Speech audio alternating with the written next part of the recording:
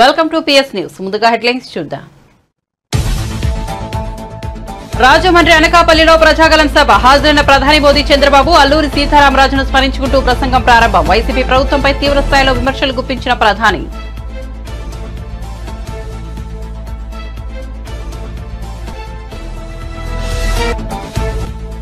అనకాపల్లి సభలో ఇప్పుడు మనకు మోదీ గ్యారంటీ ఉందన్న చంద్రబాబు. మోదీ అనకాపల్లి సభ ద్వారా స్పష్టమైన భరోసా ఇచ్చారన్న టీడీపీ అధినేత.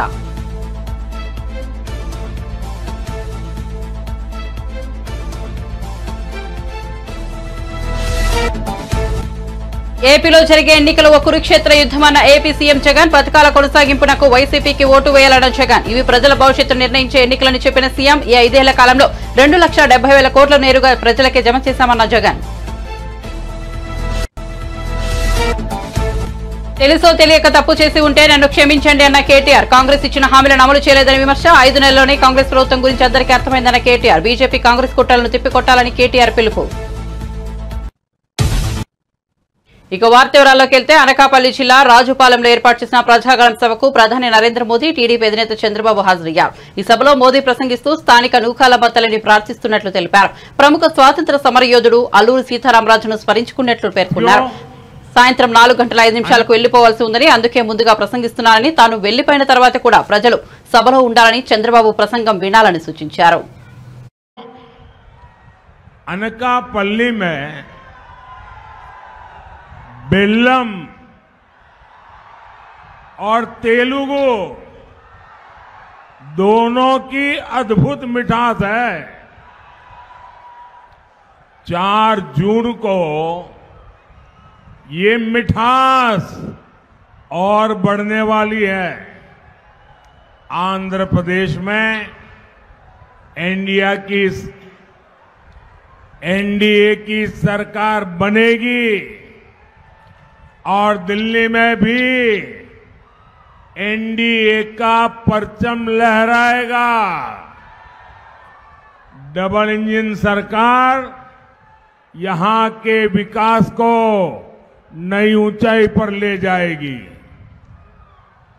మిత్రులారా, అనకాపల్లిలో బెల్లం మరియు తెలుగు భాష రెండు అద్భుతమైనవి, మధురమైనవి. జూన్ 4వ తారీఖున ఈ తీయదనం మరింతగా పెరగబోతుందని మీకు తెలియజేస్తున్నా. ఆంధ్రప్రదేశ్లో ఎన్డీఏ ప్రభుత్వం వస్తుంది. అలాగే ఢిల్లీలో కూడా ఎన్డీఏ ప్రభుత్వం జెండా రెపరెపలాడబోతుంది. ఈ యొక్క డబుల్ ఇంజిన్ ప్రభుత్వం అభివృద్ధి కొత్త ఎత్తులకు తీసుకెళ్తుంది.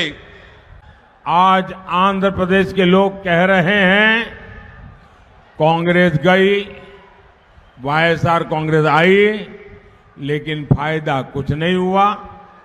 कांग्रेस हो या वाईएसआर कांग्रेस, दोनों की एक ही पहचान है। इनकी पहचान है बेलगाम भ्रष्टाचार, इनकी पहचान है माफिया राज। बगल में ही कर्नाटका में कांग्रेस को कुर्सी मिली है, वहां टैंकर माफिया, लैंड माफिया सरकार चला रहे हैं। यहां आंध्र प्रदेश में भी सैंड माफिया, लैंड माफिया और शराब माफिया का राज चल रहा है। आपको इस लूट से आंध्र प्रदेश को मुक्त कराने के लिए एनडीए की सरकार चुननी है। మిత్రులారా, ఈరోజు ఏపీ ప్రజలు అంటున్నారు కాంగ్రెస్ పోయింది, వైఎస్ఆర్ కాంగ్రెస్ వచ్చింది, అయినా ఏమీ ప్రయోజనం లేదని. కాంగ్రెస్ అయినా వైఎస్ఆర్ కాంగ్రెస్ అయినా ఇద్దరికి ఒకటే గుర్తింపు. వాళ్ళ గుర్తింపు హద్దులు లేని అవినీతి, వాళ్ళ గుర్తింపు మాఫియా రాజ్యం. మన పక్క ఉన్న కర్ణాటకలో కాంగ్రెస్ సీటేసి కూర్చుంది. అక్కడ ట్యాంకర్ మాఫియా, భూ మాఫియాతో ప్రభుత్వాన్ని నడుపుతున్నారు. ఇక్కడ ఏపీలో కూడా ఇసుక మాఫియా, భూ మాఫియా, మద్యం మాఫియాతో రాజ్యం నడుపుతున్నారు. ఈ దోపిడీ నుంచి ఆంధ్రప్రదేశ్ని విముక్తి చేసేందుకు మీరు ఎన్డీఏ ప్రభుత్వాన్ని ఎన్నుకోవాలి. అనకాపల్లి और आंध्र प्रदेश गन्ना किसानों का इतना बड़ा केंद्र रहा है. ప్రధాని నరేంద్ర మోదీ రాజమండ్రి రూరల్ వేమగిరిలో కూటమి సభకు హాజరయ్యారు. ఈ సందర్భంగా ఆయన తెలుగులో ప్రసంగం ప్రారంభించారు. నా ఆంధ్ర కుటుంబ సభ్యులందరికీ నమస్కారాలు, రాజమండ్రి వాసులందరికీ నమస్కారాలు, గోదావరి నదీ తల్లికి ప్రణామం చేస్తున్నానని తెలిపారు. ఆదికవి నన్నయ్య నడియాడిన నేల ఇది. ఇక్కడే ఆయన తెలుగులో తొలి కావ్యాన్ని రచించారని పేర్కొన్నారు. ఇప్పుడు ఈ గడ్డ నుంచి కొత్త చరిత్ర ప్రారంభం కానుందని నాకు స్పష్టంగా తెలుస్తోందని మోదీ వివరించారు. मैं गोदावरी मां को प्रणाम करता हूं. इस धरती पर आदि कवि नन्नैया ने तेलुगु का सबसे पुराना साहित्य रचा था. मैं देख रहा हूं आज वो धरती एक नया इतिहास रचने जा रही है. నా ఆంధ్ర కుటుంబ సభ్యులారా, రాజమహేంద్ర వాసులారా, మీ అందరికీ నమస్కారాలు. నేను తల్లి గోదావరికి తల వంచి నమస్కరిస్తున్నాను. ఈ నేల మీదే ఆదికవి నన్నయ్య తెలుగులో తొలి కావ్యాన్ని రచించారు. ఇప్పుడు ఈ నేల నుంచి కొత్త చరిత్ర ప్రారంభమవుతున్నది నాకు స్పష్టంగా కనిపిస్తోంది. साथियों, 13 मई को आप अपने वोट से आंध्र प्रदेश की विकास यात्रा का नया अध्याय शुरू करेंगे. लोकसभा चुनाव में तो एनडीए रिकॉर्ड बनाएगी ही. आंध्र विधानसभा में भी अगले 5 साल के लिए एनडीए सरकार तय हो जाएगी. ये विकसित आंध्र प्रदेश, विकसित भारत की तरफ बहुत बड़ा कदम होगा. साथियों, मैं साफ देख रहा हूं, मैं अभी यहां उड़ीसा से आ रहा हूं. वहां भी असेंबली के चुनाव चल रहे हैं, यहां भी असेंबली के चुनाव है. इस समय देश में जितने भी विधानसभा के चुनाव चल रहे हैं, सब में एनडीए की सरकार बनेगी. తెలుగుదేశం పార్టీ జాతీయ అధ్యక్షుడు చంద్రబాబు ప్రధాని నరేంద్ర మోదీతో కలిసి అనకాపల్లి ప్రజాగళం సభలో పాల్గొన్నారు. ప్రధాని మోదీ అనకాపల్లి సభ ద్వారా ఏపీ భవిష్యత్తుకు ఒక భరోసా ఇచ్చారని తెలిపారు. తద్వారా రాబోయే రోజుల్లో ఏపీకి అన్ని మంచి శకునాలే, వైసీపీకి అన్ని పీడ శకునాలని అభివర్ణించారు. 3 పార్టీలు ఎందుకు కలిశాయని చాలా మందికి సందేహాలు ఉన్నాయని, దానిపై అమిత్ షా స్పష్టంగా వివరించారని, ఇవాళ మోదీ కూడా స్పష్టంగా చెప్పారని వెల్లడించారు. నన్ను నమ్ముకున్న ఈ ప్రజల కోసం నేను కూడా త్యాగం చేయాలని ఇదే విశాఖపట్నానికి పవన్ కళ్యాణ్ గారు వస్తే ఏం తమిళలో అడుగడుగున ఆటంకాలు క్రియేట్ చేశారా లేదా? ఉన్న పడంగా ఇక్కడి నుంచి వేరే ప్రాంతానికి తరలించారా లేదా అని అడుగుతున్నా. అనుకున్నాడు ఈ సైకో వీళ్ళబ్బ సొమ్ము విశాఖపట్నం అని. ఏం తమ్ముళ్ళు వీళ్ళ తాత జాగీరా అని మిమ్మల్ని అడుగుతున్నా. ఇంకా మీకు కోపం రాలేదని అడుగుతున్నా. అలాంటి అవమానాలు భరించాడు, వ్యక్తిగత విమర్శలు చేశాడు. ఇకపోతే నా విషయం అయితే నేను ఒకటే చూశాను, పవన్ కళ్యాణ్ గారికి ఇక్కడ జరిగిన అవమానం చూసిన తర్వాత నేనే వెళ్ళి విజయవాడలో సంఘీభావాన్ని తెలియజేయడమే కాకుండా నేను పరామర్శించాను. తిరిగి నన్ను జైల్లో పెట్టినప్పుడు ముందు వెనుక చూడకుండా నేరుగా సంఘీభావాన్ని అలయన్స్ ఉంటుందని చెప్పిన మొట్టమొదటి వ్యక్తి పవన్ కళ్యాణ్ గారు. అది అతని చిత్తశుద్ధి. సినిమాల్లో హీరో కాదు, నిజ జీవితంలో ప్రజా జీవితంలో నిజమైన హీరో. అక్కడి నుంచి ప్రారంభమైన ఈ యాత్ర ఎన్నో ఇబ్బందులు పెట్టారు, అవమానాలు భరించాం, ఎన్నో సమస్యలను ఫేస్ చేశాం. మిమ్మల్ని కాపాడుకోవడని నిద్రలేని రాత్రులు కూడా గడిపాం. కానీ ఈరోజు చెప్తున్నా, ఎన్డీఏ గెలుపుని ఎవ్వడు ఆపలేడు. ఇప్పుడే నరేంద్ర మోడీ గారు కూడా చెప్పారు, గెలుపు మనదే, డబుల్ ఇంజన్ సర్కార్, అవినీతి ప్రభుత్వం ఇంటికి. సైకో ఎక్కడికి పంపించాలో మీరే నిర్ణయించాలి. అంటే అధికారం ఉందని ఒక మాటలో చెప్పాలంటే విర్రవీగిపోయిన వ్యక్తి ఈ సైకో. ఒక విషయం మీకు చెప్పాలి, నరేంద్ర మోడీ గారు గడిచిన 10 సంవత్సరాల్లో దేశాన్ని 5వ ఆర్థిక వ్యవస్థగా తీర్చిదిద్దాడు. ఇప్పుడు మళ్ళీ ఒకే మాట చెప్పాడు, ఈ 5 సంవత్సరాల్లో 3వ అతిపెద్ద ఆర్థిక వ్యవస్థగా నిర్మాణం చేస్తామని సంకల్పం చేశారు. ఇది అయిన తర్వాత 2047 వికసిత్ భారత్. అదే సమయంలో మా కళ, నా కళ గాని పవన్ కళ్యాణ్ గారి కళ వికసిత్ ఆంధ్రప్రదేశ్. కేంద్ర పథకాలను వైఎస్ఆర్సీపీ తన పథకాలుగా చెప్పుకుంటోందని జనసేన అధినేత పవన్ కళ్యాణ్ ఆరోపించారు. రాజమహేంద్రవరంలో కూటమి పార్టీల ఆధ్వర్యంలో నిర్వహించిన బహిరంగ సభలో ఆయన ప్రసంగించారు. ఈ సభకు ప్రధాని మోదీ హాజరయ్యారు. ఈ సందర్భంగా పవన్ మాట్లాడుతూ, దేశానికి అభివృద్దితో పాటు గుండె ధైర్యం అవసరం. 10 ఏళ్లుగా భారత్ వైపు చూడాలంటేనే శత్రువులు భయపడుతున్నారు. మోదీ గొంతెత్తితే దేశంలోని అణువణువుతూ స్పందిస్తోందని, కేంద్రం ఇచ్చే ఇళ్లకు జగనన్న కాలనీలని పేరు పెట్టుకున్నారని మండిపడ్డారు. కేంద్రం ఇస్తున్న, ప్రధానమంత్రి గారు ఇస్తున్న 1,80,000 రూపాయలు ఒక్కొక్క ఇంటికి ఇస్తా ఉంటే దానికి వైఎస్ జగనన్న కాలనీలు పేరు పెట్టుకున్నారు.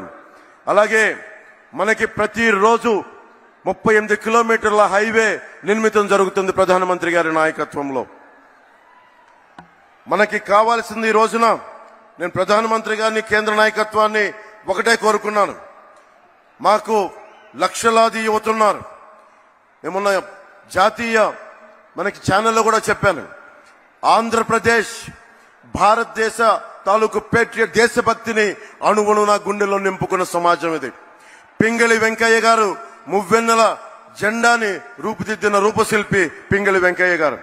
మా అందరికీ జాతీయోద్యమం, జాతీయ స్ఫూర్తి కొండంత ఉంది, హిమాలయ పర్వతాలు ఉంది, హిమాలయ పర్వతం అంతా ఉంది. మేము కోరుకునేది కూడా ఈ రోజున, ఎందుకు ఈ అలయన్స్ ని మేము కోరుకున్నాం, ఎందుకు ప్రధానమంత్రి గారి ఆశీస్సులు ఈ కూటమికి కావాలి, మనకి టీడీపీ జనసేన కూటమికి ఎందుకు ప్రధానమంత్రి గారి ఆశీస్సులు కావాలి అంటే, మొత్తం వికసిత్ భారత్ ఉంటే, మొత్తం భారతదేశం అంతా అమృత గడియలుంటే, ఒక ఆంధ్రప్రదేశ్ లోనే వైఎస్ జగన్ పాలనలో విష గడియలు. ఎటు చూసినా ఇసుక దోపిడీ, ఎటు చూసినా మట్టి దోపిడీ, ఎటు చూసినా స్కాములు. ఇవన్నీ ఆగాలి అంటే ప్రధానమంత్రి గారి ముందుండి ఆంధ్రప్రదేశ్ ని నడిపిస్తే తప్ప దీనిని ముందుకు తీసుకెళ్లలేం. అందుకని వారి ఆశీస్సులు కోరుకున్నాం. మేము ఏం మాత్రం స్వార్థం లేకుండా నిస్వార్థంగా మేము మీ వికసిత్ భారత ఈ కలలో ఆంధ్రప్రదేశ్ 5 కోట్ల మంది ప్రజలు భాగస్వామ్యులు అవ్వడానికి మీ వెంట నడుస్తాం అన్న ఒక మాట నందుకు చాలా పెద్ద మనసుతోటి ఈ రోజున ప్రధానమంత్రి గారు ఈ కూటమికి ఆశీస్సులు తెలిపినందుకు వారికి 5 కోట్ల మంది ప్రజల తరపున, ఆంధ్రప్రదేశ్ ప్రజల తరపున వారికి చేతులెత్తి నమస్కరిస్తున్నాను. ప్రధానమంత్రి గారి గురించి ముఖ్యంగా ఇప్పుడు దాకా భారతదేశంలో ఎప్పుడు పద్మశ్రీలు పొలిటికలైజ్ చేశారు. మొట్టమొదటిసారి ప్రధానమంత్రి గారు అడుగు పెట్టిన తర్వాత, ప్రధానమంత్రిగా ప్రమాణ స్వీకారం చేసిన తర్వాత మటుకు మీకు కనిష్క, మనకి కెనడా నుంచి ఉగ్రవాదులు కనిష్క బాంబుని పేల్చేస్తే, ఫ్లైట్ ని పేల్చేస్తే ఆ కుటుంబం మొత్తం కోల్పోయారు. మన తూర్పుగోదావరి జిల్లాకు చెందిన శంకురాత్రి చంద్రశేఖర్ గారు. వారిని ఎవరు గుర్తించలేదు. ఒక్క ప్రధానమంత్రి గౌరవనీయులు మనకి నరేంద్ర మోదీ గారు గుర్తించారు. అలాగే ఏటి కొప్పాక బొమ్మలు సివి రాజు గారిని సహజ రంగులతోటి దానిని దాదాపు 500 ఏళ్లుగా ఏటి కొప్పాక బొమ్మల్ని, ఆ కళని ముందుకు తీసుకెళ్తుంది. దాన్ని గుర్తించింది ప్రధానమంత్రి గారు. ఏపీలో సుపరిపాలన కూటమి ప్రభుత్వంతోనే సాధ్యమని బీజేపీ ఏపీ అధ్యక్షులు పురంధేశ్వర్ పేర్కొన్నారు. రాజమహేంద్రవరంలో కూటమి పార్టీల ఆధ్వర్యంలో భారీ బహిరంగ సభను నిర్వహించారు.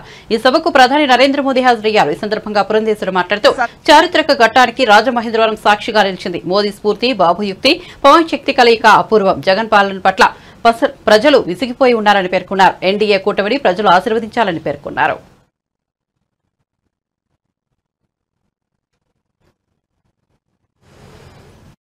మనకి ప్రస్ఫుటంగా కనబడేది నరేంద్ర మోడీ గారి స్ఫూర్తి, చంద్రబాబు నాయుడు గారి యుక్తి మరియు సోదరులు పవన్ కళ్యాణ్ గారి శక్తి అని చెప్పి నేను మీకు చెప్పాల్సినటువంటి అవసరం లేదు. ఇవాళ మనందరికీ తెలియనటువంటి విషయం కాదు. గడిచిన 5 సంవత్సరాల కాలంలో ఏ రకంగా మనం ఇబ్బందులు పడ్డామో, ఏ రకంగా పేదల నడ్డి విరిచారో, ఏ వర్గం వారికి కావచ్చు, ఏ వర్ణం వారికైనా కావచ్చు, ఎవరికి కూడా న్యాయం చేయనటువంటి ప్రభుత్వాన్ని, పాలనని మనం ఇప్పటి వరకు చూస్తూ వచ్చాం. కనుకనే ఇవాళ ఈ 3 పార్టీలు కలిసి ముందుకు రావడం జరిగింది. ఇవాళ ఈ 3 పార్టీల యొక్క ఆలోచన విధానాన్ని, ధోరణి కనుక ఒక్కసారి పరిశీలించినట్లయితే సబ్కే సాత్ సబ్కా వికాస్ అంటూ భారతీయ జనతా పార్టీ నినదిస్తుంది. అంటే సమాజంలో ఉన్నటువంటి ప్రతి ఒక్కరికి కూడా సంక్షేమాన్ని అందిస్తూ తద్వారా భారతదేశ సర్వతోముఖాభివృద్ధిని సాధించాలి అనేటువంటి లక్ష్యం. అదేవిధంగా తెలుగుదేశం పార్టీ ఆలోచన విధానాన్ని కనుక ఒక్కసారి మనం తిలకించినట్లయితే సమాజమే దేవాలయం, పేదవాడే దేవుడు.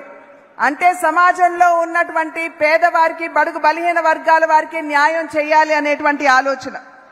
అదేవిధంగా జనసేన పార్టీని కనుక మనం చూసినట్లయితే సోదరులు పవన్ కళ్యాణ్ గారు సమాజంలో ఎవరైనా సరే అన్యాయానికి గురైనట్లయితే వారి పక్షాన నిలబడుతూ ప్రశ్నిస్తాను, గళం విప్పి అంటూ ముందుకు వచ్చినటువంటి నాయకత్వం. కనుక ఈ 3 పార్టీలు ఒకే రకమైనటువంటి ఆలోచన విధానంతో ముందుకు వెళ్తున్నటువంటి సందర్భంలో బడుగు బలహీన వర్గాల వారికి, పేదలకి సంక్షేమాన్ని అందించాలి అనేటువంటి ఆలోచన. మరో వారం రోజుల్లో ఆంధ్రప్రదేశ్లో జరగబోయే ఎన్నికలు ఓ కురుక్షేత్ర యుద్దమని ముఖ్యమంత్రి వైఎస్ జగన్ చెప్పారు. కేవలం ఎంపీలను, ఎమ్మెల్యేలను ఎంపిక చేసుకునే ఎన్నికలు కావని, ఇవి ప్రజల భవిష్యత్తును నిర్ణయించే ఎన్నికలని జగన్ స్పష్టం చేశారు. ఈ ఎన్నికల్లో తనకు ఓటు వేసే సంక్షేమ పథకాల కొనసాగింపునకు ఓటు వేసినట్లేనని జగన్ తెలిపారు. అదే చంద్రబాబుకు ఓటు వేసే సంక్షేమ పథకాల ముగింపునకు ఓటు వేసినట్లేనని, నిద్రపోయిన చంద్రముఖిని మళ్లీ లేపి ఇంటికి తెచ్చుకున్నట్లు అవుతుందని జగన్ వివరించారు. ఎన్నికల ప్రచారంలో భాగంగా వైఎస్ జగన్ గుంటూరు జిల్లా మాచల సభలో పాల్గొని మాట్లాడారు. ఈ 5 ఏళ్ల కాలంలో 2,70,000 కోట్ల రూపాయలని సంక్షేమ పథకాల పేరుతో ప్రజలకు నేరుగా అందించామని జగన్ చెప్పారు. 2,50,000 ఉద్యోగాలను కల్పించామన్నారు. ప్రభుత్వ ఆసుపత్రుల్లో సిబ్బంది కొరత లేకుండా వైద్య నియామకాలు చేపట్టామని ఆయన అన్నారు. ఎన్నికల సమయంలో రంగురంగుల కాగితాల్లో మేనిఫెస్టోలు ప్రకటించి ఎన్నికలయ్యాక వాటిని చెత్తబుట్టిలోకి విసిరేస్తారని ప్రతిపక్షాలను విమర్శించారు. కురుక్షేత్ర మహాసంగ్రామం.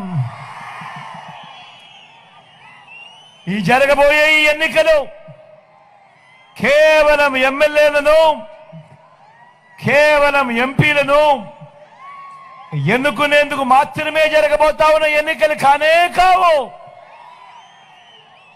జరగబోయే ఈ ఎన్నికలు రాబోయే 5 ఏళ్ల మీ ఇంటింటి భవిష్యత్తును, పథకాల కొనసాగింపును నిర్ణయించబోయే ఎన్నికలు ఈ జరగబోయే ఎన్నికలు. ఈ ఎన్నికల్లో మీ జగన్కు ఓటు వేస్తే పథకాలన్నీ కొనసాగింపు, ఇంటింటి అభివృద్ధి. అదే పొరపాటున చంద్రబాబుకు ఓటు వేస్తే పథకాలన్నింటి ముగింపు మళ్ళీ మోసపోవటం. పొరపాటున చంద్రబాబుకు ఓటు వేస్తే ఏమవుతుంది? మళ్ళీ చంద్రముఖి నిద్రలేస్తుంది. పొరపాటున చంద్రబాబుకు ఓటేస్తే మళ్ళీ చంద్రముఖి నిద్రలేస్తుంది. లేచి లకలక లకలక లకలక అంటూ మళ్ళీ మీ రక్తం దాగేందుకు మీ ఇంటి గడప దొక్కుతుంది. ఖచ్చితంగా ఆలోచన చేయమని కోరుతా ఉన్నా. బాబు చరిత్ర చూస్తే ఏ రోజు మాట మీద నిలబడ్డ చరిత్ర లేదు. బాబు మొన్న ఇచ్చిన మేనిఫెస్టో చూస్తే సాధ్యంగాని హామీలతో ఆయన చెప్పిన హామీలను చూస్తే ఆయన చేయబోయే మోసం కళ్ళకు కట్టినట్టుగా కనిపిస్తా ఉంది. నేను ఆలోచన చేయమని అడుగుతా ఉన్నా. ఈ 59 నెలలుగా మీ బిడ్డ పరిపాలన మీరు చూశారు. ఈ 5 సంవత్సరాలలో, ఈ 59 నెలల కాలంలో గతంలో ఎప్పుడూ జరగని విధంగా, గతంలో చూడని విధంగా మీ బిడ్డ ఏకంగా 2,70,000 కోట్ల రూపాయలు, మళ్ళీ చెప్తా ఉన్నాను, ఏకంగా 2,70,000 కోట్ల రూపాయలు మీ బిడ్డ నా అక్క చెల్లెమ్మల కొరకు, నా అక్క చెల్లెమ్మల కుటుంబాలు బాగుండాలి అని ఏకంగా 130 సార్లు మీ బిడ్డ బటన్లు నొక్కాడు. నా అక్క చెల్లెమ్మలకు మంచి చేసేందుకు 130 సార్లు మీ బిడ్డ బటన్లు నొక్కి వివిధ పథకాల ద్వారా నా అక్క చెల్లెమ్మల ఖాతాలకే నేరుగా వారి చేతికి ఎలాంటి లంచాలు లేకుండా, ఎలాంటి వివక్ష లేకుండా నేరుగా మీ బిడ్డ బటన్ నొక్కడం,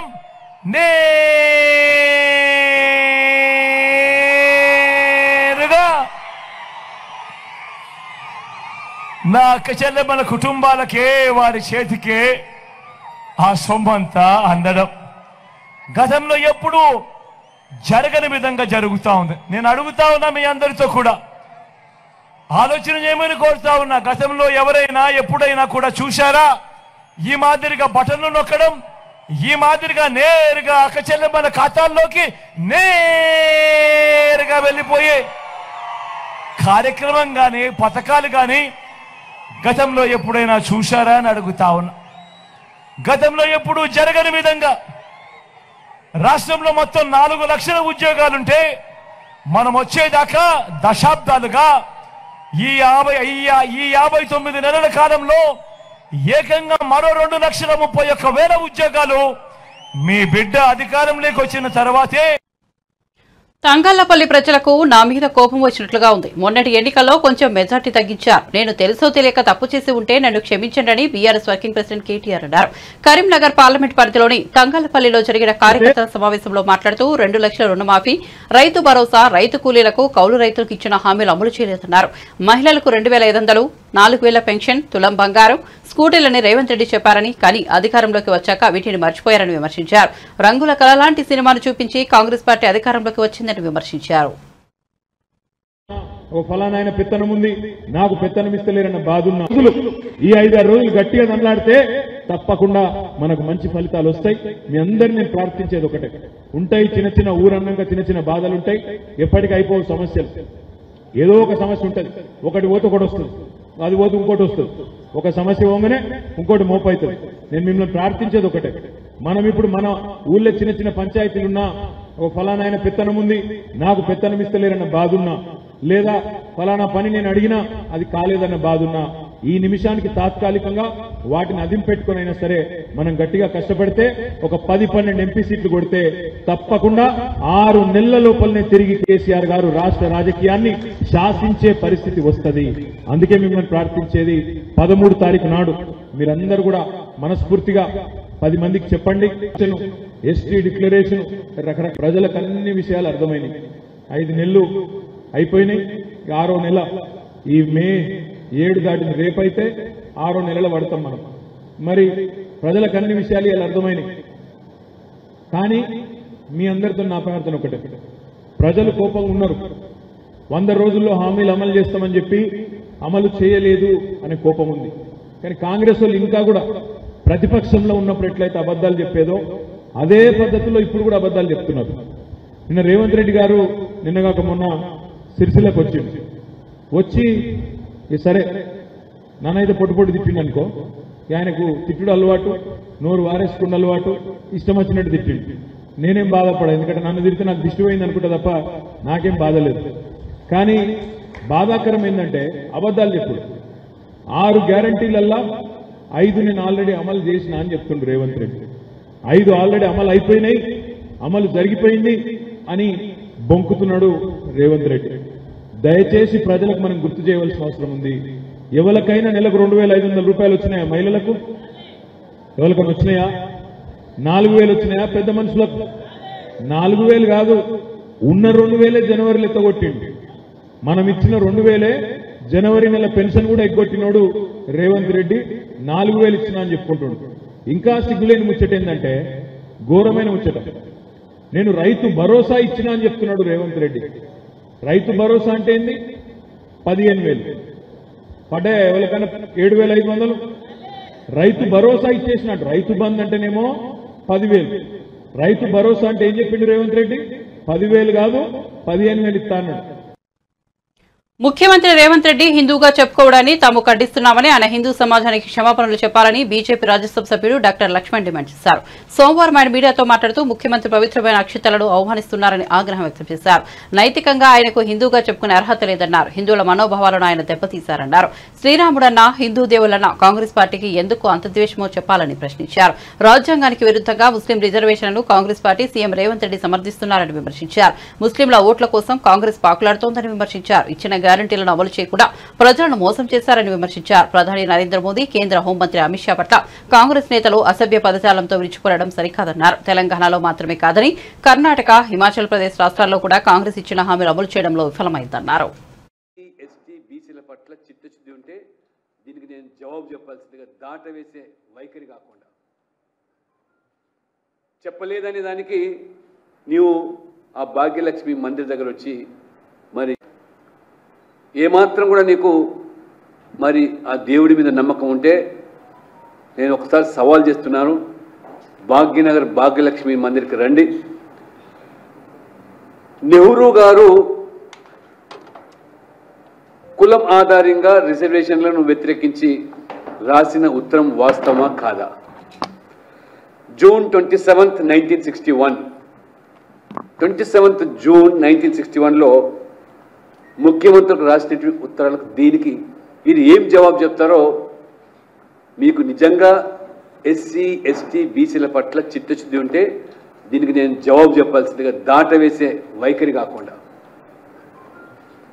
చెప్పలేదనే దానికి నీవు ఆ భాగ్యలక్ష్మి మందిర్ దగ్గర వచ్చి మరి ఆ రకంగా ఒట్టు పెట్టుకుంటామని అడుగుతాను. రాజీవ్ గాంధీ స్వయంగా పార్లమెంటులో 6th September 1990 బాహాటంగా పార్లమెంటులో బీసీలకు 27% రిజర్వేషన్లను విభేదించింది వాస్తవమా కాదా? ఒక్కసారి నువ్వు వచ్చి అది నిజం కాదని చెప్పగలుగుతామని అడుగుతా ఉన్నాను. ఈ రకంగా మీరు ఈ యొక్క రిజర్వేషన్లు ఆది నుంచి కాంగ్రెస్ నాయకులు వ్యతిరేకించడమే కాకుండా సచార్ కమిటీ, రంగనాథన్ మిశ్రా కమిషన్ వీళ్ళ యొక్క నివేదికలు తెప్పించి బీసీల నోట్లో మట్టి కొట్టించి ఇది ప్రయత్నం చేసింది వాస్తవమా కాదా రేవంత్ రెడ్డి గారు చెప్పాలా? బీసీలలో ఏ రకంగా మైనారిటీలను చేర్చి బీసీల వాటా కాజేసడానికి ఈ యొక్క నివేదికలు మరి స్పష్టం చేసినాయా కాదా చెప్పాల్సిన కోరుతు. ఈరోజు వాస్తవంగా దేశంలో బులెటిన్ ముగించే ముందు హెడ్లైన్స్ మరోసారి చూద్దాం. రాజమండ్రి అనకాపల్లిలో ప్రజాగలం సభ హాజరైన ప్రధాని మోదీ, చంద్రబాబు అల్లూరి సీతారామరాజును స్మరించుకుంటూ ప్రసంగం ప్రారంభం. వైసీపీ ప్రభుత్వంపై తీవ్రస్థాయిలో విమర్శలు గుప్పించిన ప్రధాని.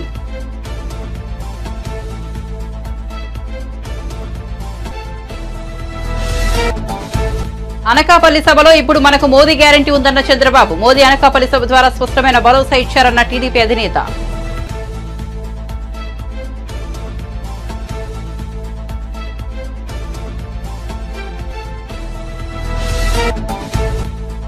ఏపీలో జరిగే ఎన్నికలు ఓ కురుక్షేత్ర యుద్ధమన్న ఏపీ సీఎం జగన్. పథకాల కొనసాగింపునకు వైసీపీకి ఓటు వేయాలన్న జగన్. ఇవి ప్రజల భవిష్యత్తును నిర్ణయించే ఎన్నికలని చెప్పిన సీఎం 5 ఏళ్ల కాలంలో 2,70,000 కోట్ల రూపాయలు నేరుగా ప్రజలకే జమ చేశామన్న జగన్. తెలుసో తెలియక తప్పు చేసి ఉంటే నన్ను క్షమించండి అన్న కేటీఆర్. కాంగ్రెస్ ఇచ్చిన హామీలను అమలు చేయలేదని విమర్శ. 5 నెలల్లోనే కాంగ్రెస్ ప్రభుత్వం గురించి అందరికీ అర్థమైందన్న కేటీఆర్. బీజేపీ కాంగ్రెస్ కుట్రలను తిప్పికొట్టాలని కేటీఆర్ పిలుపు.